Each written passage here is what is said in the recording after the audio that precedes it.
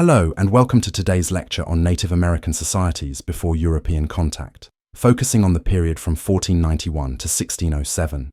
In this presentation, we will explore the complexity and diversity of Native American cultures, their social structures, economies, and spiritual practices, as well as the ways they interacted with the natural world. We'll dive into regional variations across North America, highlighting how geography shaped the distinct societies that flourished long before Europeans arrived on the continent. It's important to remember that the portrayal of pre-contact Native American societies as simplistic or primitive is a misconception. By 1491, these societies had long-established political systems, thriving trade networks, advanced agricultural practices, and deeply rooted spiritual traditions.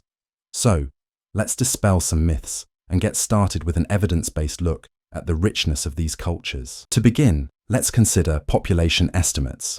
Prior to European contact, it's estimated that North America's population ranged between 2 and 10 million people. Across the entire Americas, the population could have been as high as 50 to 100 million. Recent archaeological evidence suggests that pre-Columbian Native American societies were not sparse or isolated. Rather, they consisted of complex, interconnected communities that were in many ways highly advanced. One of the most renowned examples is the Mississippian culture, which thrived around the Mississippi River Valley. Cahokia, near modern-day St. Louis, was the largest pre-Columbian city north of Mexico. At its height in the 12th century, Cahokia is estimated to have had a population of 10,000 to 20,000 people, rivaling some of Europe's largest cities at the time. This sophisticated urban centre featured large earthen mounds, carefully planned public spaces, and evidence of long-distance trade with other native groups. The diversity of Native American societies can be best understood by examining the major cultural regions that developed across North America, each shaped by its unique geography and climate. In the Northeast, the Iroquois Confederacy, also known as the Haudenosaunee, is one of the most prominent examples of a sophisticated political system before European contact. The Confederacy consisted of 5 nations: the Mohawk, Oneida, Onondaga, Cayuga, and Seneca. In the 16th century, they formed a powerful alliance aimed at promoting peace and stability among its members while defending against external threats. Their governing structure was based on a complex form of participatory democracy. Decisions were made through councils where leaders, chosen by clan mothers, reached consensus, a system some scholars suggest influenced the development of democratic practices in the United States. In addition to the Iroquois, the Algonquian-speaking peoples also inhabited the northeastern region, including present-day New England and the Great Lakes area. They lived in semi-permanent villages and practiced a mixed economy based on hunting, gathering, and agriculture. The 3 sisters, corn, beans, and squash, were staple crops for many of these communities, showcasing their agricultural sophistication. Moving to the southeast, we find the Mississippian cultures, known for their mound-building practices. These societies were highly stratified, with chiefs or leaders at the top of the social hierarchy. They practiced a form of theocratic governance, where leaders were often considered intermediaries between the people and the spiritual world. The southeastern tribes also developed advanced agricultural techniques that allowed for surplus production of crops such as maize, beans, and tobacco. This surplus was crucial for the development of trade networks that connected different regions, from the Gulf of Mexico to the Great Lakes. One significant cultural practice in the southeast was the green corn ceremony, an annual event that signified the beginning of the corn harvest and acted as a time of renewal and spiritual purification for the community. This ceremony highlights the deep spiritual connection that many Native American societies had with agriculture and the cycles of nature. In the Great Plains region, societies like the Sioux, Cheyenne, and Comanche were heavily reliant on the buffalo for their subsistence. However, it's crucial to understand that the stereotype of Plains Native Americans as nomadic buffalo hunters is only part of the story. While some groups followed migratory buffalo herds, many Plains societies practiced farming in addition to hunting. Along rivers like the Missouri, tribes such as the Mandan and Hidatsa developed semi-permanent agricultural villages where they grew corn, beans, and squash.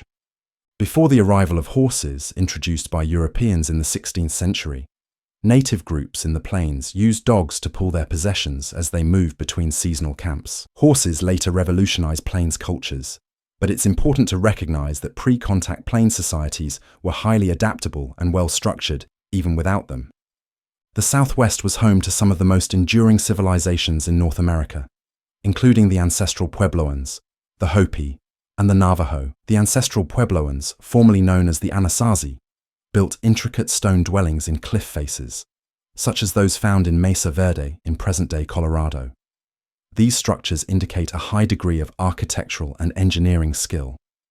The Puebloans practiced dry farming, using irrigation canals to sustain agriculture in an arid environment. Maize was the cornerstone of their diet, and they developed intricate pottery and weaving traditions that are still celebrated today. Religion and cosmology played a central role in these societies, as evidenced by the kiva, underground ceremonial chambers used for spiritual rituals. The Pueblo's religious life was closely tied to their agricultural practices and the cycles of nature, emphasizing the interconnectedness of humans and the environment. The Pacific Northwest presents yet another model of Native American society. The region's abundant natural resources, particularly its rich marine ecosystem, allowed for complex and sedentary societies such as the Tlingit, Haida, and Kwakwaka'wakw. These societies were known for their intricate totem poles and potlatch ceremonies. The potlatch was a communal gathering where wealth was distributed, alliances were formed, and social status was reaffirmed through gift-giving. This practice, although often misunderstood by European colonizers, was central to the social and economic structure of these communities. Fishing, especially salmon, played a crucial role in the economy of the Pacific Northwest, and elaborate technologies for harvesting and preserving fish were developed. These societies also engaged in long-distance trade networks, exchanging goods such as furs, shells, and even slaves. California was home to a wide variety of indigenous groups, including the Chumash and Pomo, who lived in relatively small, politically independent groups. The mild climate and rich natural resources, including acorns and fish, allowed for semi-sedentary lifestyles. California's native groups practice sophisticated forms of basketry, which are considered some of the finest in the world. In contrast, the Great Basin, inhabited by the Shoshone and Paiute, presented a more challenging environment, with harsh deserts and limited food resources. These groups were often more nomadic, relying on foraging for nuts, seeds, and small game to survive. While Native American societies were incredibly diverse, some common cultural themes united them.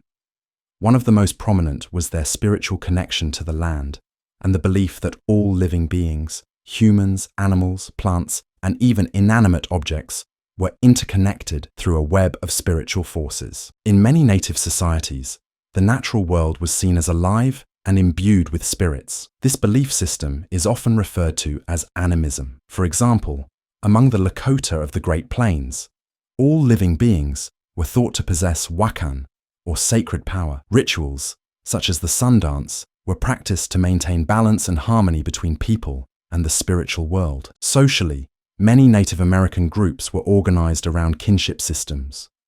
Extended families and clans played a central role in governance, economic exchange, and social organization. Matrilineal societies, where descent and inheritance were traced through the mother's line, were common among groups like the Iroquois and Cherokee. Pre-contact Native American societies were highly interconnected through trade.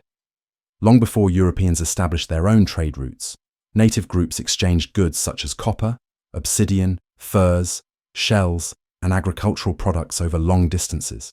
The trade network stretched across vast regions, linking the Arctic to the Gulf of Mexico and the Atlantic coast to the Rocky Mountains.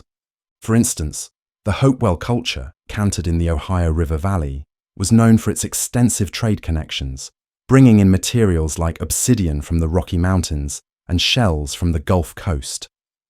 Trade was not just about goods, it was also a means of exchanging ideas, technologies, and cultural practices, contributing to the overall cultural diversity and vibrancy of native societies. One of the most striking features of Native American societies was their ability to adapt to and manage their environments in sustainable ways, whether through controlled burns to manage forests, terracing to prevent soil erosion, or sophisticated irrigation techniques.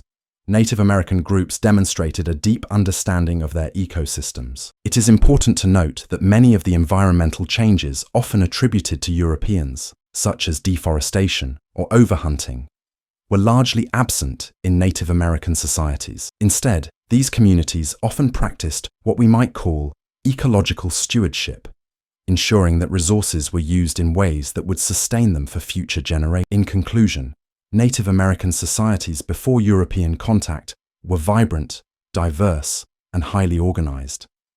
They had developed complex political systems, thriving economies, rich spiritual traditions, and advanced agricultural practices that allowed them to thrive in a variety of environments. The arrival of Europeans would dramatically alter these societies, but it is essential to understand that the Americas in 1491 were home to civilizations that were, in many respects, just as sophisticated as those in Europe. Thank you for joining me in this exploration of Native American societies before European contact.